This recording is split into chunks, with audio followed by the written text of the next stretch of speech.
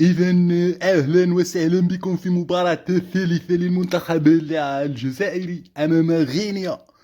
المباراة الأولى فاز المحاربي الصحراء على أوغندا، والثانية تعادلوا مع جنوب إفريقيا، وخرج أبناء إحدى الدول الغريبة فرحين بتعادل الجزائر أمام جنوب إفريقيا. ثم لعبوا مباراة أخرى ضد كينيا، هذا البلد الذي ضحك على تعادل الجزائر. لعبوا ضد كينيا وخسروا أداء ونتيجة. يسلم، الجزائر يفتتح باب التسجيل. رسالتي إلى ذوك أو هوك، كما قال الشاب بلال، راك مريض عندني أنا. لن تصلوا إلى الجزائر مهما فعلتم، لن تصلوا أبدا. الجزائر يفتتح باب التسجيل بطريقة رائعة، يراوغ ويسدد. يا سلام يا سلام.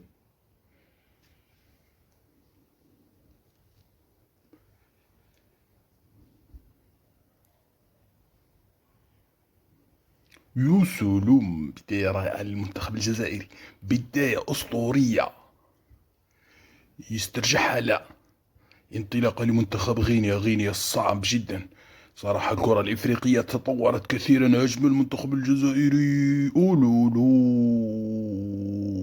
وش ضيع وش ضيع وش ضيع.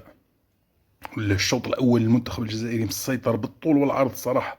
يلا سدد سدد. يا سلام، تصطدم في الدفاع وتعود.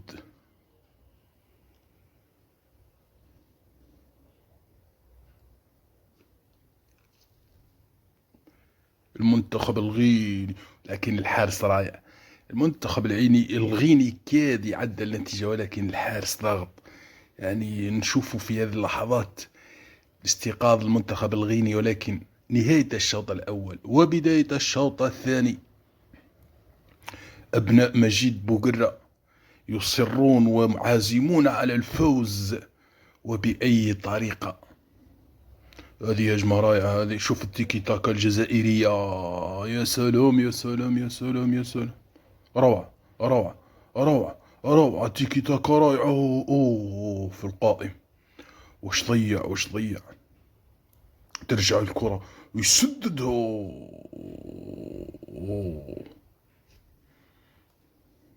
المنتخب الغيني.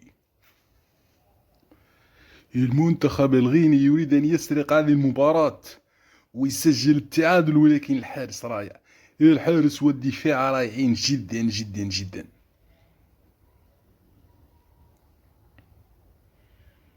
صراحة المنتخب المحلي رائع، رغم يعني صغر سنهم، إلا أنهم يؤدون مباراة رائعة جدا. إن شاء الله التأهل للربع النهائي. يا سلام، هدف وبأي طريقة. شوف الإعادة، شوف الإعادة، ورينا الإعادة يا مخرج. شوف شوف شوف. يا سلام يا سلام، كيف سجل. يا سلام. الهدف الثاني يعزز تفوق المنتخب الجزائري ويضمن التأهل إلى الدور الربع النهائي. يا سلام يا سلام. ها هم أبطال الجزائر. تغيير في نهاية المباراة لن يغني شيئا لكم يا غينيا، فقد أتى المنتخب الجزائري لأخذ هذا الكأس. يا سلام. نهاية المباراة. هنيئا للمنتخب الجزائري على هذه النتيجة وهذا الأداء. رائع رائع جدا.